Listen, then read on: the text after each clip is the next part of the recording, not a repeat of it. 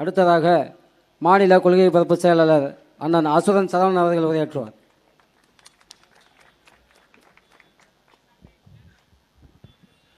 நடைபெற இருக்கின்ற 2026 சட்டமன்ற தேர்தலில் நாம் தமிழர் கட்சியின் பெரம்பலூர், அரியலூர் உள்ளிட்ட தொகுதியின் குன்னம் தொகுதியின் வேட்பாளர்கள் அவர்களை ஆதரித்து அண்ணன் சீமான் அவர்கள் தொடர் பரப்புரையில் ஈடுபட உள்ளார். விவசாய சின்னத்திற்கு நீங்கள் வாக்களிக்க வேண்டிய கட்டாயம். இந்த நிலம் நஞ்சாகிவிட்டது, காற்று மாசுபட்டு விட்டது, குடிநீர் விஷமாக மாறிவிட்டது, உணவு விஷமாக மாறிவிட்டது, இயற்கை வளங்கள் கனிம வளங்கள் கொள்ளை போகிறது. இதையெல்லாம் இந்த திராவிட சித்தாந்தவாதிகள் திராவிடம் என்ற போர்வையில் தமிழர் நிலத்தை, தமிழர்களுடைய உரிமைகளை, தமிழர்களுடைய கனிமங்களை திருடிச் செல்கிறார்கள் என்ற குற்றச்சாட்டை நாங்கள் தொடர்ந்து வைக்கிறோம். நீங்கள் கனிமவள கொள்ளை என்றால் ஏதோ பெரிய விஷயம் போல இருக்கு அப்படின்னு நினைக்கிறீங்க. இல்லை, இந்த அரியலூர் பகுதிகளில் சிமெண்ட் கற்கள் என்று சுண்ணாம்பு கற்களை எடுப்பது கூட கனிம வள திருட்டுத்தான். அது எங்கள் மக்களுக்கு சேர வேண்டிய உரிமை. அதை தனியார் முதலாளிகள் ஆட்டைய போடுறான். வேலை வாய்ப்பு கொடுக்கிறேன்னா இன்னைக்கு நமக்கு வேலை வாய்ப்பு இருக்கா? நமக்கு வேலை வாய்ப்பு கொடுக்கப்பட்டிருக்கா? மாநிலத்தின் முதலமைச்சர் மரியாதைக்கும் மதிப்புக்கும் உரிய ஐயா முத்துவேல் கருணாநிதி ஸ்டாலின் அவர்கள், என்னடா இவ்வளவு மரியாதையா சொல்றேன்னு நினைக்காதீங்க, வச்சு செய்ய போறேன். அதனால தான் அவ்வளவு மரியாதையா சொல்லணும். அண்ணன் சொல்லியிருக்காரு, அண்ணனுடைய வளர்ப்பு. அண்ணன் அப்படி சொல்லியிருக்காரு, எங்கள்கிட்ட யாரை திட்டுனாலும் நேர்மையா திட்டுங்க, நீ செருப்பல் அடிச்சாலும் சந்தனத்துல முக்கிய அடி, சாணியில முக்கிய அடிச்சிடாத அப்படின்னு சொல்லியிருக்காரு. அதனால பெரும் மதிப்பிற்கும் மரியாதைக்கும் உரிய முத்துவேல் கருணாநிதி ஸ்டாலின் அவர்கள் மேடை போட்டு பேசுறார். வெளிநாடுகளுக்கு சென்றிருந்தோம், துபாய் தேசத்திற்கு சென்றிருந்தேன், 6000 கோடி முதலீட்டை ஏற்றுக்கொண்டு வந்திருக்கிறேன். 6000 கோடி முதலீட்டில் தமிழ்நாட்டு இளைஞர்களுக்கு வேலை வாய்ப்பை கொடுக்கிறதுக்கு அவர்கள் ஒப்பந்தம் கையெழுத்திட்டு இருக்கிறார்களே, எடப்பாடி ஆட்சியில் இதெல்லாம் நடந்ததா அப்படின்னு கேட்கிறார். ஐயா, உங்கள்கிட்ட நாங்க கேட்கிறோம் ஐயா, 6000 கோடி முதலீடு அவங்க கொண்டு வர்றாங்க ஐயா. இல்லத்தரசிகளுக்கு ஒரே நாள்ல 1,31,00,000 பேருக்கு 6550 கோடி ரூபாயை ஒரே நாள்ல இன்வெஸ்ட்மெண்டா, வாக்குக்கு காசா 5000 கொடுத்தீங்களே ஐயா. 6000 கோடிக்கு துபாய் போன செலவு காசை மிச்சம் பண்ணி இருந்த 6550 கோடிக்கு தமிழ்நாட்டில் அரசாங்கமே தொழிற்சாலை கட்டி இருந்திருந்தா தனியார் என்ன மயிருக்குங்க எங்களுக்கு வேலை கொடுக்கறான், நாங்க அரசாங்க உத்தியம்னு காலரை தூக்கி விட்டு நடந்திருப்போம் ஐயா. தமிழ்நாட்டு இளைஞர்களுக்கு அந்த வேலை வாய்ப்பை ஏன் ஸ்டாலின் உருவாக்கல? அமைச்சர் வந்தாராம், யாரு? நம்ம அண்ணன் சிவசங்கரன் வந்தாரு. தம்பி சொன்னான், புகழ் சொன்னான், அமைச்சர் வந்துட்டு போயிருக்காரு. அமைச்சர் வந்துட்டாரு, முதலமைச்சர் வந்துகிட்டு இருக்காரு பின்னாடி. யாரு? தமிழ் தேசிய முதலமைச்சர் அண்ணன் சீமான் அவர்கள் வந்துகிட்டு இருக்காரு. கேட்கிற கேள்விக்கு அந்த அமைச்சர், எங்க மாவட்டம் அரியலூர், என் கோட்டை தெரியுமா? தம்பி புகழுக்கு சொந்தக்காரங்க ஊர்ல, மாமன் ஊர்ல போய் கூட்டம் போட்டதுக்கு 2 நாளா போய் காவல் நிலையத்தில் அழுது இருக்காங்க. யாரு? நம்ம உடன்பிறப்புகள். அவரை திருச்சி போறதுக்குள்ள எப்படியாவது கைது பண்ணிருங்க. டேய், மறுபடியும் வந்து பேசுறா உன் ஊர்ல, கைது பண்ணி பாரு, உனக்கு தெம்பு இருக்கா? டேய், நான் கேட்ட கேள்விக்கு நீ பதில் சொல்லணும். நீ வேலை வாய்ப்பை உருவாக்கல. இந்த மாவட்டத்தை கட்டுக்குள்ள வச்சிருக்கிற எங்கள் அமைச்சர் சிவசங்கரன் பேசுற, அவர் நடத்துற போக்குவரத்து துறையில 1,00,000 கோடி நஷ்டம்டா. அந்த நஷ்ட காசை சிவசங்கரன் கொடுப்பாரா? அரசு துறை நஷ்டத்துல ஓடுது, போக்குவரத்து துறை ஏன் நஷ்டத்துல ஓடுது? இலவச பேருந்து கொடுத்தோம்ல பெண்களுக்கு, அதனால நஷ்டமாயிருச்சு. அப்புறம் என்ன மயிருக்கு டிக்கெட் விலையை ஏத்துன? அரியலூர்ல இருந்து திருச்சிக்கு போறதுக்கு எவ்வளவு டிக்கெட்? எவ்வளவு டிக்கெட்? இங்க இருந்து எவ்வளவு பேருந்துல? அரசு பேருந்துல 60 ரூபா. இதுக்கு முன்னாடி 40 ரூபா இருந்துச்சா? இந்த 20 ரூபா கூடுதல் கட்டணத்தை ஏன் நீ ஏத்துன? இங்க பெண்களுக்கு இலவச பேருந்து கொடுத்துட்டு ஆண்கள்ட்ட 20 ரூபா அங்கிட்ட ஆட்டையை போட்டுக்கிறது, இந்த மாதிரி திருடிக்கிறது ஒரு பக்கம். இன்னொரு பக்கம் 1000 ரூபாய் இல்லத்தரசிகளுக்கு கொடுத்துட்டு அவன் புருஷன் வந்து டாஸ்மார்க்ல காசை வாங்கிக்கிறது. அப்புறம் என்ன பண்ணுவான்? குடல் வெந்து போயிடும், கிட்னி எல்லாம் அழுகி போயிடும், ஏதாவது பிரச்சனை வந்துடும். அப்ப என்ன பண்ணணும்? மருத்துவமனை தனியார் கட்டி வச்சிருப்பான் திமுக அதிமுக காரன், அங்க போங்க. அங்க போனா என்ன ஆகும்? குடல் நல்லா இருக்கும், கிட்னி நல்லா இருக்கும், லைட்டா வெந்து போயிருக்கும், அதுக்கு மாத்திரை கொடுத்தா சரியாயிரும். ஆனா என்ன பண்ணுவாங்க தெரியுமா? கிட்னி மாற்று அறுவை சிகிச்சை. மணச்சநல்லூர் சட்டமன்ற தொகுதி உறுப்பினர் இருக்கார்ல, அவரை மாதிரி கிட்னி திருட்டு வயிற்று அறுத்து. நாங்க சொன்னோம் 2021 முன்னாடி சொன்னோம், ஐயா தயவு செய்து திமுக ஓட்டு போட்டுறாதீங்க, அவன் கிட்ட குடலு குந்தாணி எல்லாத்தையும் வித்துருவான், அவன் 10 வருஷமா பிரியாணி திங்காம பசியில கிடந்தா அவனுக்கு ஓட்ட போட்டுறாதீங்க, ஆட்டைய போட்டுருவாங்க. யாரும் கேட்கல. அமைச்சர் வந்தா சரியாயிரும், நம்மால திமுக வந்தா சரியாயிரும். ஓட்ட போட்டீங்க, கால் வரைக்கும் வந்து விழுந்தான். தேர்தல் நேரத்தில் காலில் விழுவான். தேர்தல் முடிஞ்சு ஆட்சி அதிகாரத்துக்கு போனதுக்கு அப்புறம் என்ன பண்ணுவான், அப்படியே கொஞ்சம் கொஞ்சமா மேலே ஏறி இப்போ கிட்னி வரைக்கும் வந்துட்டான். அடுத்து எங்க போவான், இன்னும் கொஞ்சம் மேலே வருவான், ஹார்ட் டிரான்ஸ்பிளான்ட் அப்படின்னு சொல்லி அடுத்து இதய மாற்று அறுவை சிகிச்சைக்கு போவான். அப்புறம் மண்டைக்கு வருவான், மண்டைக்குள்ள இருக்க மூளையை கழட்டி எடுத்துட்டு போயிடுவான். ஏன்னா திராவிடனுக்கு மூளை இல்ல. திராவிடனுக்கு மூளை இருந்தால் போக்குவரத்து துறை நஷ்டத்தில் ஓடுது, போக்குவரத்து துறையில் இருக்கிற ஓட்டுநர் நடத்துனர்களுக்கு சம்பளம் கொடுக்க துப்பு இல்ல, ஓய்வு பெறும் பொழுது அவர்களுக்கு பெனிஃபிட் அமௌண்ட் கொடுக்கிறதுக்கு இந்த அரசாங்கத்திட்ட காசு இல்ல. அப்புறம் என்ன வெங்காயத்துக்கு நீ இலவச பேருந்து விடுற, பெண்களுக்கு இலவச பேருந்து. இதுக்கு மாற்று யாரு? ஐயா எடப்பாடி பழனிசாமி.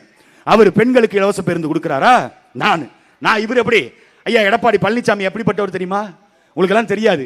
பாரிவள்ளல் பரம்பரையில வந்த கடைசி பேரன் அவர்தான். அவர் பாரிவள்ளல் பரம்பரை வாரி வழங்குறாப்புல. ஆண்களுக்கும் இலவச பேருந்து. அப்ப நடத்துனர் ஓட்டுநர்கள் சம்பளம் யாரு கொடுப்பா? செத்து போனவங்க அம்மா ஜெயலலிதா வந்து கொடுக்குமா? இல்ல செத்து போன எம்ஜிஆர் வந்து கொடுப்பாரா? யாரு கொடுப்பா சம்பளம்? ஏற்கனவே 1 லட்சம் கோடி நஷ்டத்தில் ஓடிக்கிட்டு இருக்கு போக்குவரத்து துறை. சம்பளம் கொடுக்க காசு இல்ல, அரசு கிட்ட காசு இல்லாம உலக வங்கிட்ட கடன் வாங்குற. அதுல ஐயா ஸ்டாலின் நிர்வாக திறனற்ற எடப்பாடி பழனிசாமி ஆட்சியில 4.25 லட்சம் கோடி கடனை வாங்கி வைத்திருக்கிறார்களே, இதையெல்லாம் யாரும் கேட்க மாட்டார்களா அப்படின்னாரு. ஐயா 1967 அண்ணா காலத்துல இருந்து வாங்கின கடன், 50 வருஷமா வாங்கின கடனே 4.25 லட்சம் கோடி. நீங்க வைந்த ஆட்சிக்கு வந்த இந்த 5 ஆண்டு காலத்துல 6 லட்சம் கோடி வாங்கியிருக்கீங்க. இப்ப தமிழ்நாட்டுடைய கடன் தொகை எவ்வளவு தெரியுமா? 10.25 லட்சம் கோடி. இப்ப நாம என்ன கேட்கிறோம்? பெரும் மதிப்பிற்கும் மரியாதைக்கும் உரிய முத்துவேல் கருணாநிதி ஸ்டாலின் அவர்களே, எடப்பாடி நிர்வாக திறனற்று 4.25 லட்சம் கோடி கடனை வாங்கி விட்டார். நீங்கள் 6 லட்சம் கோடி வாங்கி விட்டீர்கள். உங்களுக்கு நிர்வாகம் மயிர புடுங்க தெரியுதா? பதில் சொல்லுங்க. 10 லட்சம் கோடி யாரை கேட்டு கடன் வாங்கின? எதுக்கு வாங்கின? இல்லத்தரசிகளுக்கு 1000 ரூபாய் கொடுத்தா பத்தாது, இப்ப 2000. எடப்பாடி பழனிசாமி பாரிவள்ளலுடைய பேரன்ல, நான் 2000 ரூபாய் கொடுக்கிறேன். அவரு இல்லத்தரசிகளுக்கு நான் 5000 ரூபாய் கொடுத்திருக்கிறேன். இவரு நான் 10,000 ரூபாய் கொடுப்பேன்ல, கருணை தொகை கொடுப்பேன். அது என்னடா தேர்தல் வந்தா மட்டும் உங்களுக்கு கரிசனம் கட்டிக்கிட்டு வருது, கண்ணாடி சவர் ஒட்டிக்கிட்டு வருதுங்கிற மாதிரி மக்கள் மீது கரிசனம் தேர்தல் வரும்போது எங்க இருந்துடா வருது? இப்ப 5000 கொடுக்கிறாரு ஐயா ஸ்டாலின். சொல்றாரு 3000 அந்த தொகையும் சேர்த்து 2000 வெயிலுக்கான நிவாரணம்.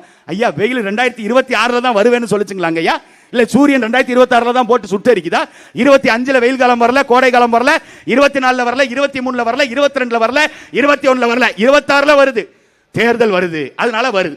எடப்பாடி பழனிசாமி கருணை தொகையாக 10,000 கொடுப்போம். ஒரு ஆளுக்கு 10,000. 1,31 லட்சம் இல்லத்தரசிகளுக்கு இப்ப இந்த 1000 ரூபாய் போய்கிட்டு இருக்கு. 2 கோடிக்கும் மேற்பட்ட இல்லத்தரசிகள் இருக்கிறாங்க. 2 கோடி இல்லத்தரசிகளுக்கும் 10,000 ரூபாய்னா 2 லட்சம் கோடி வருது. இந்த 2 லட்சம் கோடி எடப்பாடி பழனிசாமி எங்க இருந்து கொடுப்பார்? எங்களுடைய கேள்வி அது. எங்க இருந்து நீங்க கொடுப்பீங்க?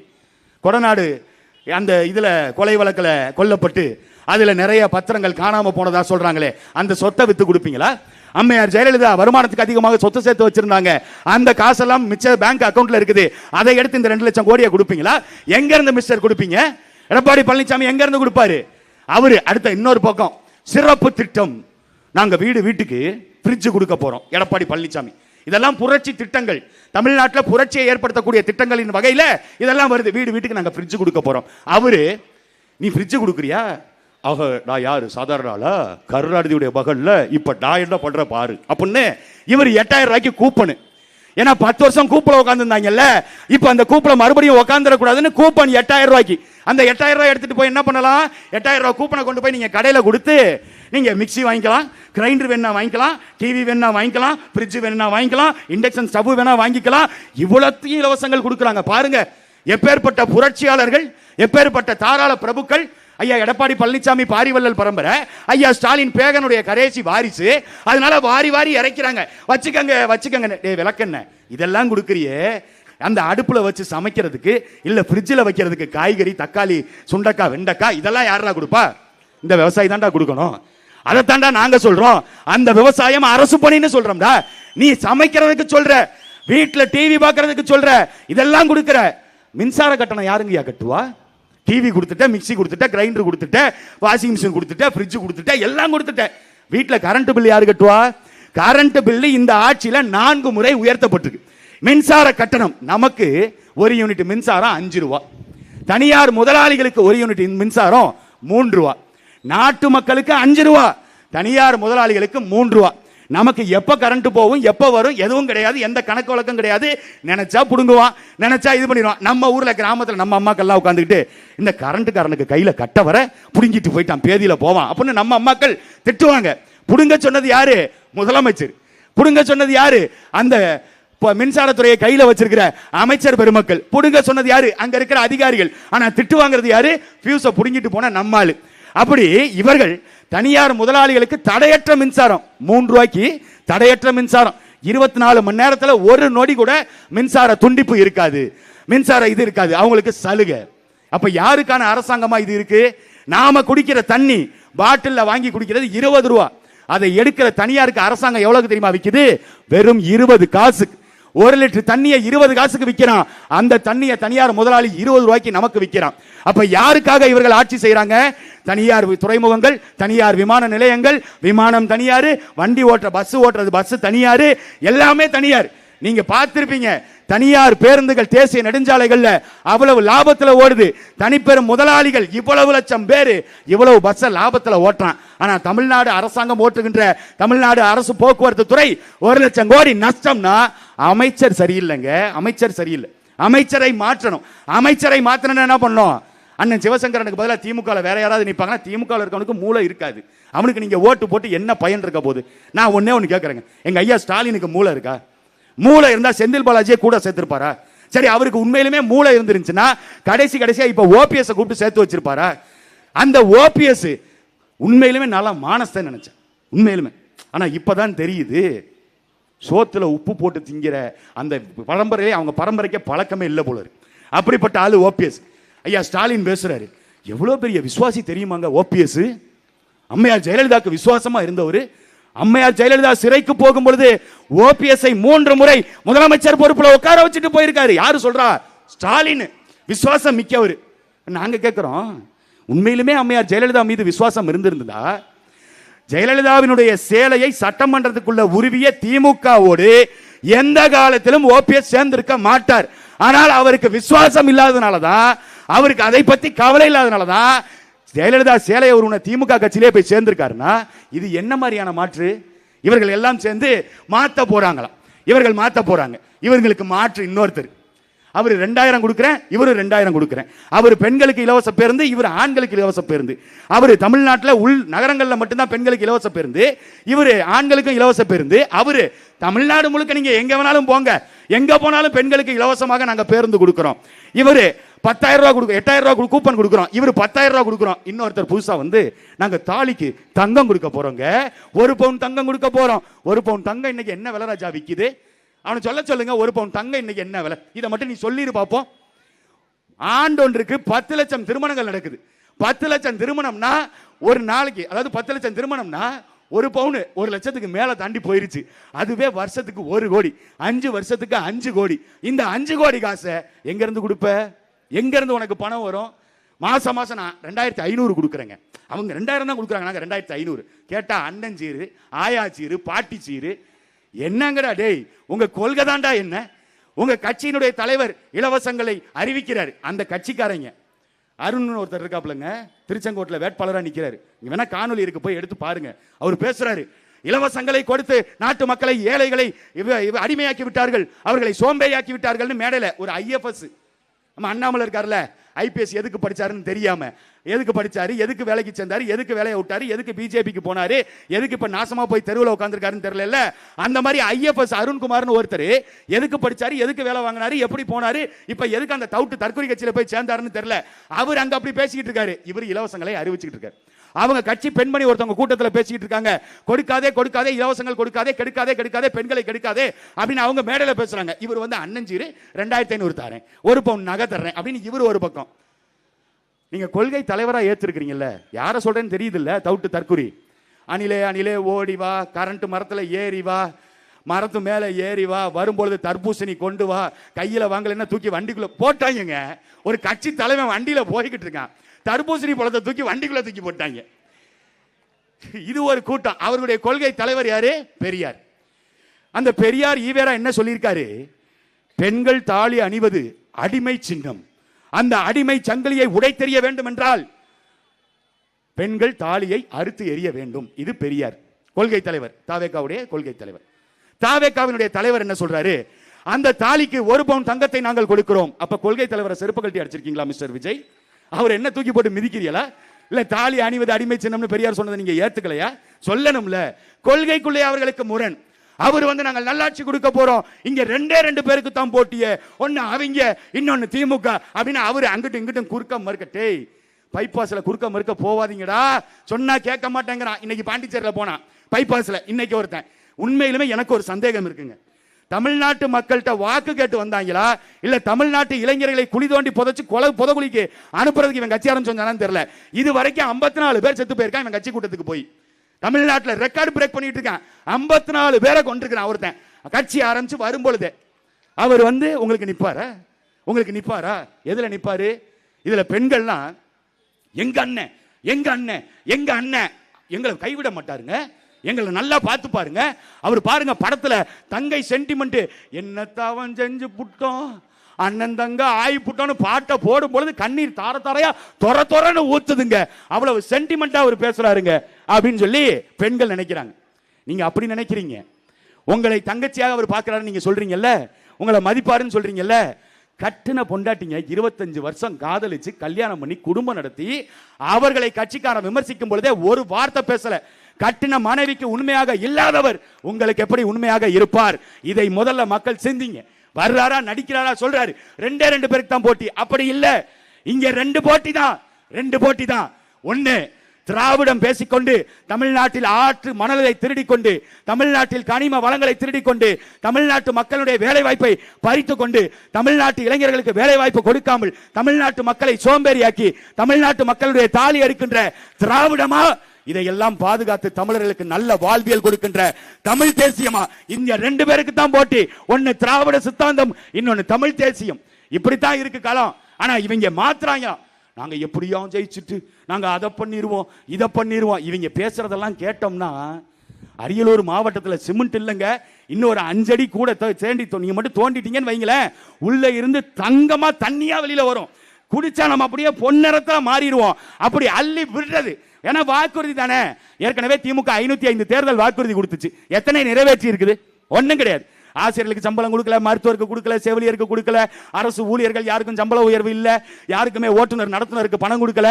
இப்படி எல்லா அரசு துறை நிர்வாகங்களும் சீர்கெட்டு கிடக்கு. ஆனா ஐயா சொல்றாரு, நாங்க எல்லா வாக்குறுதியும் நிறைவேற்றிட்டோமே. நீங்க சொன்ன ஒரே ஒரு வாக்குறுதியை நிறைவேற்றிருக்கீங்க, வருமானத்தை பெருக்கிறது. அதுல எதுல வருமானத்தை பெருக்கிருக்காருன்னா, ஐயா அவர்கள் சொல்றாரு, ஐயா ஸ்டாலின் அவர்கள், ஆக இளைஞர்கள் எல்லாரும் போதையின் பாதையில போகாதீங்க, போதையின் பாதையில் போறதுனால நாடு நாசமா போய்கிட்டு இருக்கு, நாட்டு மக்கள் இளைஞர்களுடைய உயிர் பறிக்கின்ற அந்த மதுவை எல்லாரும் விட்டொழிங்க, அது மது நாட்டுக்கு வீட்டுக்கு உயிருக்கு கேடு, அதை வாங்கி பருகாதீங்க. லூசு, விற்கிறதே உங்க அரசு தாயா, விற்கிறது நீங்க தான். அரசை வித்துட்டு வீடியோ போடுறாரு, யூடியூபரா மாறி போயிட்டாரு முதலமைச்சர். போதையின் பாதையில போவாதீங்க. அந்த போதையால, இந்த போதை மட்டும் இல்ல, கஞ்சா போதை, மெத்தபட்டமைன் போதை, இப்படி ஊசி போதை, இப்படி தமிழ்நாட்டு இளைஞர்கள் தமிழ்நாடு முழுக்க இன்னைக்கு போதை வஸ்துக்களுக்கு அடிமையா இருக்கிறான். போதை வஸ்துக்கு அடிமையாக்கி பெண்களுக்கு பாலியல் தொந்தரவு கொடுக்கிறான். தூத்துக்குடி மாவட்டத்தில் 12ஆம் வகுப்பு படிக்கிற பெண்ணை ஒருத்தன் பாலியல் வன்புணர்வு பண்ணி கொலை பண்ணிட்டான். தமிழ்நாட்டினுடைய முதலமைச்சர் இரும்பு கரம் கொண்டு அடக்குவேன் சொல்றாரு. அந்த இரும்பு கரம் எங்க போச்சு? 2021 இருந்து சொல்லிட்டு தான் இருக்கீங்க, இரும்பு கரம் கொண்டு அடக்குவேன். ஆனா இப்ப சொல்றாரு, மறுபடியும் திமுக ஆட்சிக்கு வந்தால், ஆக மறுபடியும் திமுக ஆட்சிக்கு வந்துச்சுன்னா பெண் பிள்ளைகள் பாலியல் சீண்டலுக்கு உள்ளாக்கப்பட்டா அதுக்கு பாதிக்கப்பட்ட அதை ஏற்படுத்திய அவர்களுக்கு தூக்கு தண்டனை நாங்கள் பெற்றுக் கொடுப்போம். தூக்கு தண்டனை பெற்றுக் கொடுப்பீங்களாங்க ஐயா? இதை எங்கேயோ கேட்ட மாதிரி இருக்கேன். நானும் யோசிச்சு பார்த்தா இதை 15 ஆண்டு காலமாக அண்ணன் சீமான் அவர்கள் எல்லா மேடையிலும் பேசிட்டு இருக்காரு. எப்படின்னா, என் வீட்டு பிள்ளைய நீ தொட்டுட்டியா, என் பிள்ளைய நீ கொன்னுட்டியா, பிள்ளைய அப்படியே எடுத்து வைடா, அங்க எவன்டா அவன் கொன்னவன், எவன்டா பாலியல் செண்டல் பண்ணவன், அவனை வெட்டா, அவனை புதறா, அவனை சுட்டு தள்ளுடா, அவனை புதைச்சதுக்கு அப்புறம் என் வீட்டு பிள்ளைய எடுத்து புதடான்னு எங்க அண்ணன் 15 ஆண்டு காலமாக சொல்லி வருவது இப்பதான் ஸ்டாலின் காதுக்கே போயிருக்கு. இப்பதான் பெண்களுக்கு எதிராக குற்றச்சம்பவங்கள் நடக்குதுங்கிறதே இந்த மாநிலத்தின் முதலமைச்சருக்கு தெரியுதுன்னா, இன்னும் எவ்வளவோ பிரச்சனை இருக்கு. கோடி பிரச்சனைகள் தமிழ்நாட்டில் இருக்கு, எல்லாமே பிரச்சனையாத்தான் இருக்கு. அப்ப இதையெல்லாம் எப்ப இவர் காதுக்கு போய், எப்ப இதெல்லாம் இவர்கள் சரி பண்ணி, எப்ப நாட்டு மக்களுக்கு நல்லாட்சி கொடுப்பாங்க? ஐயா பேசுறாரு, நல்லாட்சிக்கு நாயகர் ஸ்டாலின் தொடரட்டும். பாட்டு போடுற பாட்டு, ஸ்டாலின் தொடரட்டும், தமிழ்நாடு வெல்லட்டும், நொட்டும். தமிழ்நாடு நொட்டும். நீங்க ஆட்சியில் இருந்தீங்கன்னா எப்படி வெல்லும், எப்படி வரும்? பாட்டு அப்படி போடாதீங்க, மாத்திக்கங்க. திமுகவில் இருக்கிற உடன்பிறப்புகள் இந்த பாடலை மாற்றி பாடியவர், பாடிக்கொண்டு இருப்பவர் உங்கள் விஜய்னு கூட நீங்க போட்டுக்க, எதை வேணா போட்டுக்க. அவனுக்கு எவனா எழுதி கொடுக்க தான் போடுவான், நீ போட்டுக்க, அப்படி கூட போட்டுக்க. ஸ்டாலின் தொடரட்டும், தாய்மார்கள் தாலி அறுக்கட்டும், ஸ்டாலின் தொடரட்டும், ஆத்து மணலை திருடட்டும், ஸ்டாலின் தொடரட்டும், மலையை உடைச்சு விற்கட்டும், ஸ்டாலின் தொடரட்டும், தமிழ்நாடு நாசமா போகட்டும். அப்படி வேணா போடுங்க ஐயா. நீங்கள் செய்கின்ற ஆட்சி முறை அப்படித்தான் இருக்கு. இந்த முறை வாய்ப்பை மாற்றி கொடுங்க. இது எல்லாத்தையும் பாதுகாக்கின்ற நாம் தமிழர் கட்சிக்கு விவசாய சின்னத்தில் வாக்களித்து தம்பி புகழ் அவர்களை நீங்கள் வெற்றி பெற செய்யுங்கள். கட்டாயம் தமிழ்நாட்டுக்கான விடிவு பிறக்கும். பிரபாகரன் பேரை சொல்லி மீசையை முறக்கு, திராவிட சித்தாந்தத்தை அடியோடு நொறுக்கு, தமிழ் தேசியமே வெல்வதே நம் இலக்கு. நன்றி, வணக்கம். நாம் தமிழர், நாமே தமிழர். தமிழ் தேசிய இனத்தின் ஒற்றை நம்பிக்கை.